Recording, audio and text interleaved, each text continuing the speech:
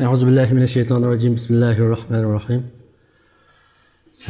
Avval bizning Rabbimiz bizni yo'qdan bor qilgan, barliq ne'matlarni kamoliga yetkazib bergan ulug' Alloh subhanahu va taologa bitmas tugumas hamd va sanolarni yo'llaymiz. Andin bizning yo'lboshchimiz bizni zulmatdan yo'riqlikqa yetaklagan ulug' Allohning elchisi Muhammad sallallohu alayhi va sallamga, uning oila tobatlariga, sahobalarga ve kıyamet şularning yo'liga ergashgan dunyoning har qaysi joylaridagi barliq musulmonlarga, müminlarga Allohning salomini yo'llaymiz. Endi bugun bizning so'zlamoqchi bo'lgan tema nihoyatda nozuk ve muhim tema.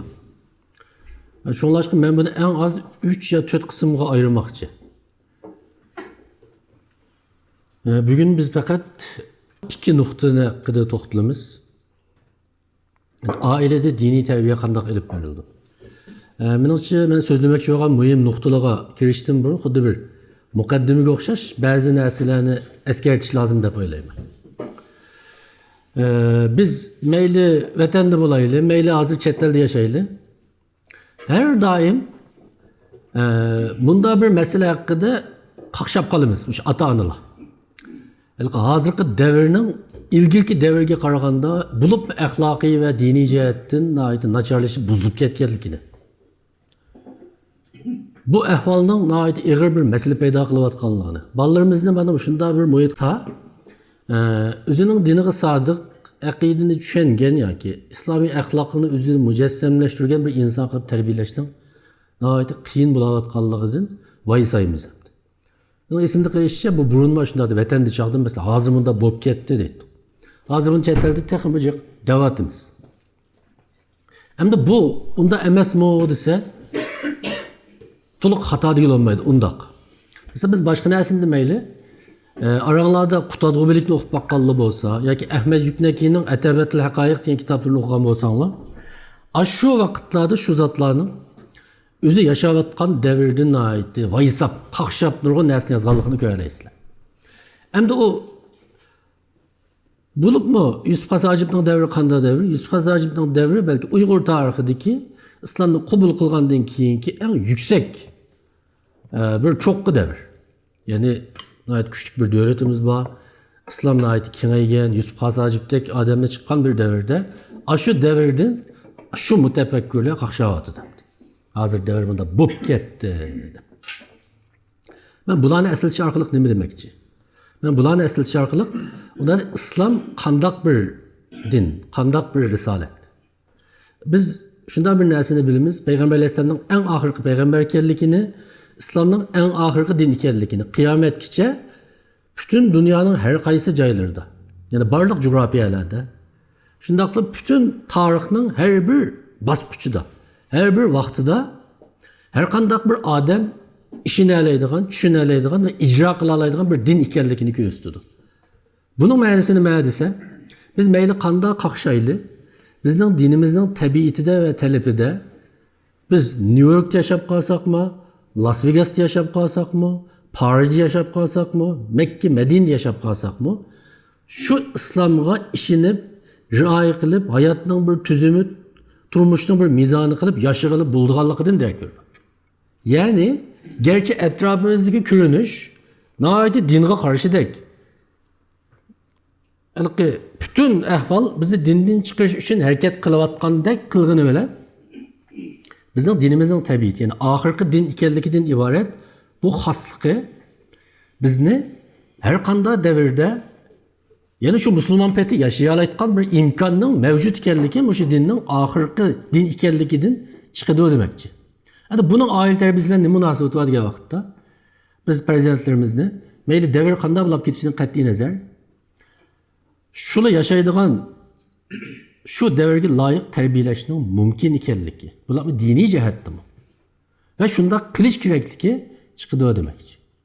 Şu biz bolalarimizni tarbiyalagan vaqtda, dini jihatdan tarbiyalashni o'ylagan vaqtda, men o'ylayman, diniy ustozlarmi, ota-onalarmi mening bolam parnikning ishida nihoyat yaxshi o'sa olsin, ammo parnikning sirtiga chiqqan vaqtda endi qanday bo'lsa o'zining ishi deydigan bir tushunchadan qutulish lozim. Ve bu bizning tarbiya mizonimizda qat'iy bo'lmasligi lozim. Bizning balamiz biz yetilgandimi, yetilmagandimi, hech bo'lmasa nishon nuqtasidan. Biz bilan birga İstanbulda yaşasımı, keyin bizden ayrılıp o'g'li ketib başka bir g'arib davlatlarda yaşasımı, şu yerdimi, şu o'zi yashayotgan jamiyat unaqa akagan e'tiqodiy xiristlardan g'olib kela oladigan mustahkam bir aqida ve mükemmel bir diniy tushunchada yetishtirish bizning bir nishonimiz, maqsadimiz bo'lishi kerak. Ve bu bizning dinimiz bunga butunlay kuchi yetidi. Bayam deganimizga o'xshash. Agar biz endi hozir bunda bo'lib ketdi. Devir intayin çatak deb bütün meseleni devirge atıp koygan vaqtimizda biz bunu qanday usul qo'llanishimiz mumkin? Mesela balam biz İstanbul'a chiqqandan yaqin bunda bo'lib qoldi.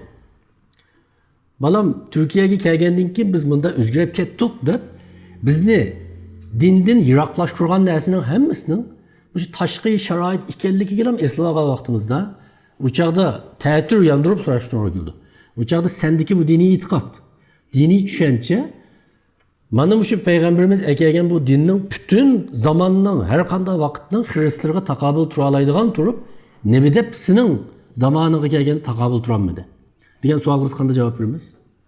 Yani mesele hammasi tashqi sharoitda emas demakchi. To'g'ri, tashqi sharoit bir qo'zg'atqich omil. Her vaqt shundoq. Hiçbir zaman bunu bizning dinimiz yoki ilmi noktadan bu inkar kılınmaydı. Ama bütün mesele tashqi sharoit keltirib chiqargan bo'lsa, bizning balamizda şu İstanbul yoldan chiqarayotgan bo'lsa yoki Safaköy yoldan chiqarayotgan bo'lsa, u chaqda bu demizda bizning balamiz kichkina bir muhitga yo'liqib qo'yguncha darhol yo'ldan chiqib ketadigan bir tabiatga yiqilib cho'nqilinib qoldi. Bunun da ata-onalarning azizli hissi bormi yo'qmi degan savolni o'zimizdan so'rashimiz kerak. Bu sualını doğru soruya alakan vaktimizde anladın ki ailedeki dini terbiye stratejimiz biraz doğrurak bir asas üstüge kuruluduğu hep oylayma. Ben aval demek ki okunun şu. Hem de ailede ballarımızda dini terbiye elip verişte her vakit biz takitlep gelgen bir ana noktadan birisi var. Belki benim karşımca prezent terbiyesideki nokul dini terbiye dikilemez. Birinci halkı muşu buluşu mümkün. Yani ata-analarının iş hareketi bilen ülgü buluşu, ata-analarının eğizi ve sözü de ballarına dini terbiye kılışının neticesi ünümlük ve güçlük diyen prensip. Yani her zaman hareketten kail kılış gücü, sözünün kail kılış gücüdün güçlük. Bunu hiçbir zaman unutmazlık lazım. Yani ata-ana eğer ballarını bir dindar, ahlaklık balık kılıp yetiştireydi dese en aval ballarını hiç kadar mektep gibi iştin burun. Bir ustazga tutup bir iştin mi burun? En başta kılıdığın işi yüzü bir duruz, edep ahlakı cahide bir adam buluşu lazım. Ben bunu nayet tutuşunda okşatkum geldi. Hem tüle değme. Ballarımız malum cihetten ata-ananın kölengisine okşaydı. Yine sayısı okşaydı. Eğer sayı tüz düşsün desek o vakitte derek tüz oluş gerek. Maymak derekinin sayısı mı maymak oludu, tüz olmaydı. Üzümüz maymak durup ma sayem ecep tüzemeskine desek onu gayra kalması lazım.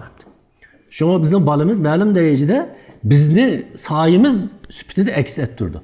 Şunlaşka en aval üzümüz duruz buluşumuz lazım. Biz başka dersin demeyli, biz Peygamber Aleyhisselam'ın hayatı da Peygamber sallallahu aleyhi ve sellem'nin dinni sahabiligi qanday ügetkinni, İslamni qanday yayg'iniga shunda qaraydiganlar bo'lsak, biz bu ana prinsipning ne kadar kuchli rol o'ynay oladiganligini ko'ra olamiz. Masalan, bir şeyde nurg'un din o'qigan bolalar bor. Peygamber Aleyhisselam'ның en uzun hadisi qanchalik bo'lishi mumkin? Mening ko'rishimcha Muslimda bir hadis var, shuni en uzun deb ko'rdim. Dajjal haqidagi hadis-ku deyman. Ama onun başkında barlıq hadisini qarab baxınlar. Peygamber Aleyhisselam'ın hadisi 3-4 sızıq, 1-2 abzas. İntayin qısqa. Həccetul Vida'daki hadisini normal süratle oxup baxsaq belki 3-4 minutda oxup bilalayımız. Hatta Peygamber Aleyhisselam üzüma az gap qiladiganligi, qisqa gap qiladiganligi, gapni tekrar bir qancha qatim takrorlaydiganligi haqida nurg'un hadislar bor. Ama oturup yarım saat, bir saat sözlep ketken, asa sen uçurtamayız. Ama nemin uçurtalayımız? Peygamber Aleyhisselam'ın öz hareketi bilen, özünün hareketi bilen, şu Mekke ve Medine'den ibaret şu cemiyeti yaşap durup sahabelerge İslam'ın kanda bulduğanlıkını ügetken emez kösetken. Yani İslam manda bolu diken derse Peygamber Aleyhisselam kösetken. Şunun bilen bu din aşında yayılgan. Hem insanın bunda bir tabiatı var. Birisi bir sözlü sözlüse insan en deslepte o sözgü işinidir belki. Nahayeti canlı kaltı sözlü verse hayacanlındı. Ama bir mezgil ötkendekin insan otomatik halde aşı Adem'nin hareketinin o sözlevatkan sözünü tasdiqlavatandı ya ki tasdiqlavatmayatandı. Birdek mi ya ki emes mi dep qarashqa başlaydı. Eğer o onun aldığını nahayeti izil sözlü etip ama onun keyinki hayatı ya ki normal gündelik durmuştaki iş hareketi sözlügellerini tasdiqlayanmasa ya ki yeterlik tasdiqlayanmağa vakitte onun sözlüğünün gücü qanday oldu? Yo'qaydı. Biz bunu hayatımızda mı şahit olduk? Çünkü mesela hazır gap qilsak mı fakat ta'sir qilmaydi degan gapning keyinida gap qilguvchini o'zi qilgan shu so'zga qanchalik amal qilib millatga ko'rsatdi deydigan bir savol mı bor? Çünkü İslam gap bilan ham taqmaydi. En muhimi ahlak bilan, hareket bilan taqaydi. Onun en çok misali mana hozirgi shu Indoneziya bilan Malayziyadagi musulmonlikni. Qanday musulmon bo'lganligining tarixiy paketlariga qarab baqsaqla bilalaymiz. Hiçbir zaman meyli Emeviler devirde yoki Abbasiler devirde musulmonlar bir qo'shin tatib berib, u yani pati qilib islom qilgan emas. Fakat bağan musulmonlar shu yerda ticaretçi musulmonlar o'zining rostchilligi, axloqi bilan avloni ta'sirlantirganligi uchun bu sizlar qanday odamlar degan vaqtda biz musulmon.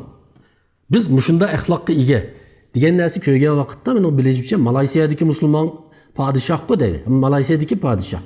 Ular chaqirtib akilib din haqida savol so'rab, uningdan keyin o'zimi ta'sirlanib, musulmon bo'lgan deb tarixiy manbalarda shunday qayd qilingan.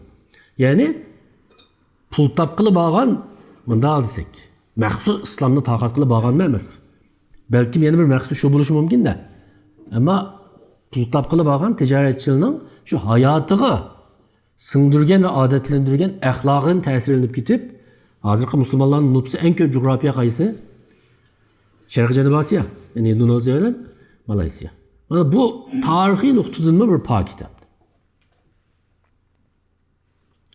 Şuna muşu nuqtani aytgan vaqtda bizning ana prinsipimiz, birinchi prinsipimiz, agar biz bolalarimizni diniy jihatdan shunda yaxshi tarbiyalashni o'ylagan vaqtimizda islomning go'zalligini siz bolangizga buyruq bilan, tabliğ bilan, so'zlash bilan yetkazishdan burun o'zingizning ish harakati bilan anandan keyin ta'sirlantirish yo'li bilan yetkazishingiz lozim.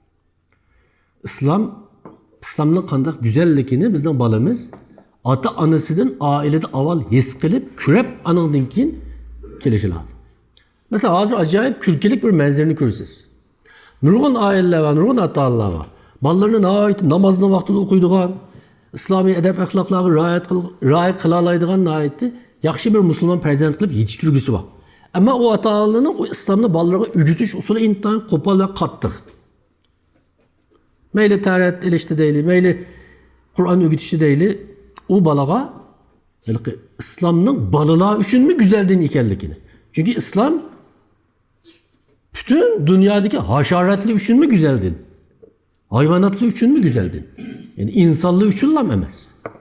Çünkü Müslüman insanlığı İslam'a girirse, İslam'la ahlaklansa tabiat mi güzelleşiyor? Çünkü İslam tabiatıyla münasebetimizi dair güzel saklaştı buyurgan. Hayvanlığa mı çağırtımız? Hayvanlığa mı kuşal oldu? Yani bu İslam bu çoğunluğa üçünle emez, hayvanatla, haşeratlığa, üzümlüklerine kadar güzeldin. Ondan oğandaki İslam'ın bu güzelliğini balala, kandak his kılıda, ata anasının kopal muamelesi arkalık mı? Kopaya koyunamazlık o. Diyen bir gap. Balaga İslam'ın güzelliğini his kıldıram da. Bir kıtım hatalık sadır kıpsağın bir balını. Xuddi tevbisi kubul kılmaydıgan bir cinayetin cezalığındaki cezalı etse. O bala İslam'ın güzelliğini his kılgan bulam da. Eğer bir ata ana prezentlerge ballısı ailede İslam'dan ayeti güzel bir din ikenlikini mesela bir dadığa nispeten değil, özünün ayağılığa ve ballarına tutkan muamelesi arkalık. Anımı özünün yolduşuğa ve ballarına tutkan güzel muamelesi arkalık his kıldıranmağa vakitte, o vakitte bu atanı menimce birinci kademde ma'lum derecede mağlup olgan buldu. Ondan keyin balalarını ma'lum bir ustaz bu tutup biriş, bir yerge apırıp biriş, digen yollarga müracaat kılışga mecbur oldu. Şuna netice köğüldükidek boğmağın seri bu tətir aylanış tıkımı eğir ziyanlanıp geldi. Şunlaşık en aval ata-ana ailede üzü mücessemligen İslami huluk bilen, ahlak bilen ballarına İslam'ın güzellikini his kıldırışı lazım. İslam'ın güzellikini his kıldırışı lazım. Bayam dedim, İslam balalar üçün mü güzel bir din? Eğer balalar İslam'ın güzellikini ata-anası arkalık his kılanmay, Müslüman bolsa ece peyze oldu ki na, bek isil işkina diyemmese. Müslüman bulaş ona nispeten katlık yap anlaştın, hakaret anlaştın, tayak yiyiştin, izah işitiştiler direkt verse. O vakitte bu çağda bu bala kanda mı? Çünkü o vakitte bu İslam'a yakın bir psikik safhada yitilir. Bundan nasıl oylap bakılı? 5-6 yaşlık, 7-8 yaşlık bir bala. O İslam'ı kabul kıldı ya ki İslam'ın ahlaklarını özleştiriyor vakitte.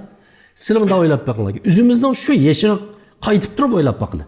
Biz İslam'ın hakikatini, Allah'ın varlık birliğini, Peygamber İslam'ın peygamber ikenliğinden ibaret bu alem şumul hakikatini şu şekilde öz aklımızla işitip, fikir yürgüzüp, bir logikli hulası çıkarıp anandakin her rast mundakken dep onandakin İslam'ı düşünemdik.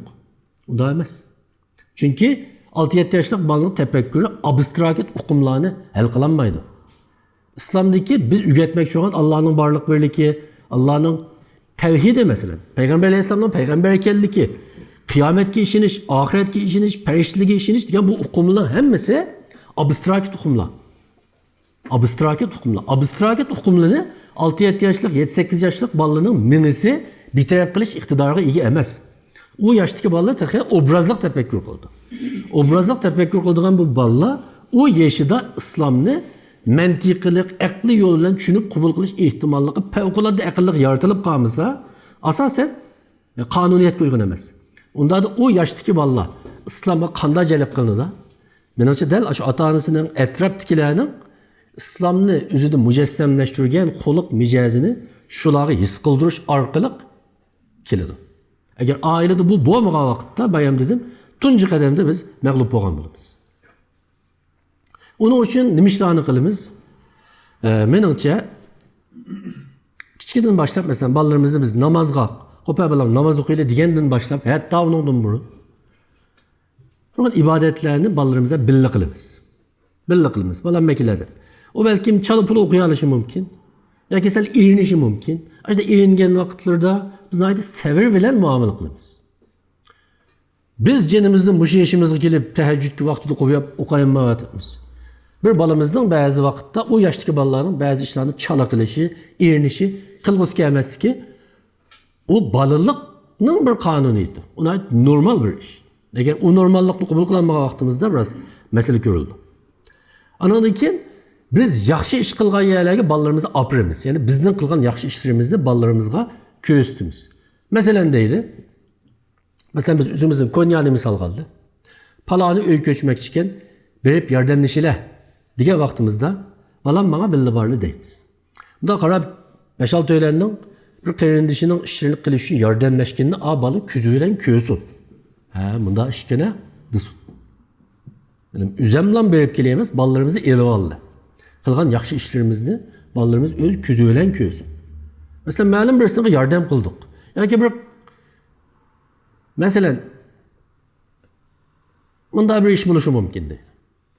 Mesela biz vatandaki bir çağıldı köygen videolu ata-anasının mecburi ayırıp etilgen Uygur perzentlerinin aşağılıkı yerim türmesiman yeslilerge solanğanlıqını, Reşat Giladi ballısını tıkıp qarab doğanlıqını gördük. Şu vakitte biz bunu ballarımız mı köysün, belli ki. Bizden üzgü okşaş şu ballarının ata-anası şunda qağanlıqını biz kelgüsüde bunu üçün iş kılalayımız böyle. Mesela hiç kılanmasak mı? Mesela ben sana belgen pul var. Ya ki eğitliklerin ya ki məlum bir xəcləş üçün belgen pul var. Azraqtın kelgüsün şu ballar için Biz yardım qilli, mush pulni belli yig'ili.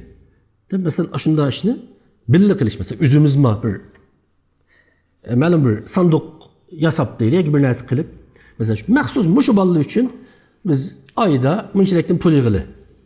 Deb oilada o'rtaq bir yaxshi ish bo'lsin. Ameliyatda balla insanın tabiati yaxshi ish qilishdan huzurlanadi. İnsan ameliyatta boshqalarga yordam qilgan vaqtda tegi taktidan aytganda eng avval o'ziga yordam qildi. Boshqalarga yordam qildi. O'ziga yordam qildi. Chunki o'zi huzurlanadi, o'zi xushallanadi, Allohning oldida bir o'ziga foyda yetadi. Boshqalarga qilib berdim degandan keyin bu yordam bo'lmaydi. Shunda yaxshi ishni balla ko'rsin. Ondan üçüncüsü ailede yoki aile emas sorunlarda ballarımız var yerde gap sözlerimizge alayda dikkat qilamiz. Gapimizning balalarga ko'zitish ehtimolliqi bo'lgan ta'sirini da dengsaymiz. Mesela en aqalli ishlardan birisi deyli hamda. Balalarımız var yerde yolg'on so'zlash. Balalarımız var yerde yolg'on so'zlash. Nurg'un odam maqsadli yolg'on so'zlamaydi. Ba'zi yolg'onlarni hech qisi yo'q deb qaraganlik uchun nurg'un kishilar balası var yerde yolg'on so'zlaydi. En ko'p uchraydiganlardan birisi, men to'liq misol olgim keldi. Siz uyda, sizga do'stingiz telefon qilib, "Adash kamidinglar" desa, "Voy, mana men yo'lda" deysiz. Ammo siz uyda. Bu gapni yaningizda bolangiz angladi. Bala dedim, yolg'on aytdi de ishini o'ylayapman da, o'ylaydi. Ondan keyin siz aytsa balaga, balangiz yolg'on aytsa, ayt achchiqlaysiz, hatto urushingiz mumkin. U yolg'onchi, yolg'on degan xato. Bayam deganimizga o'xshash, sözümüz bilan hareketimizdeki birdeklik bo'lmagan vaqtda bala nimani o'lcham qilishni uqolmaydi hech vaqtida. Bu dadam ig'izida bunda dedi. Ama amaliyotda o'zi yolg'on aytdi. Demamda deydi. Ondan keyin ba'zi yaxshi ishlarni balalarımızga atayin ko'zitish uchun bo'lsa-ma, planliq o'rinlashtiramiz. Mesela bunda bir ish var desek, emisi bunda qilag'illa. Mana o'rtaq. Ballarni ekilli. Ballarni ekilli. Mesela bayam o'xshash belki öykü çeşitli aşırılışı mümkün. Ya ki başka bir iş buluşu mümkün. Biz berip yardım kıttık. Mesela şu Konya dedi, nurgun aşında şaraitli var. Mesela hazırkıda ki Gazze'ye tuşuluvatkan nurgun nesiler var. Nurgun derneklik kılıvatıdı, ilan kılıvatıdı. Hiç olmuş ne vakti berip, maşinine mağalı kılıç birle ama yardım. Hazır Suriye'deki, Gazze'deki aşkarilaşımızla bardı. Hep üzümüz mü kılgaç, ballarımız mı apırlı. Ben o neçsa dersi ötkendim mi mühim işler.